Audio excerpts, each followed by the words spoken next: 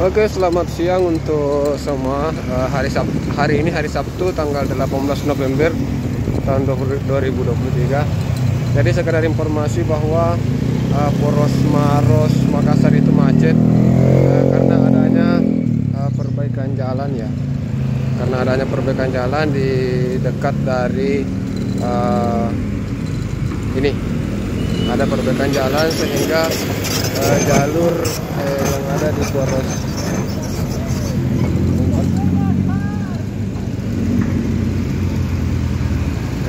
yang ada di Poros Maros Makassar itu macet parah. Maros Makassar macet parah. Lihat ini, Maros Makassar macet parah.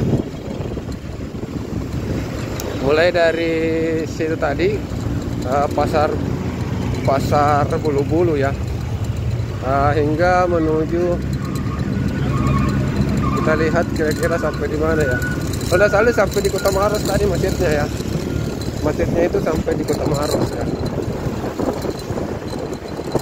Jadi rekan-rekan yang berniat menuju Kota Makassar bisa ambil jalur yang ada di jalur lain ya.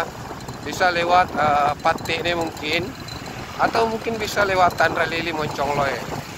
Oke, sekedar informasi untuk rekan-rekan. Sekian, assalamualaikum warahmatullahi wabarakatuh.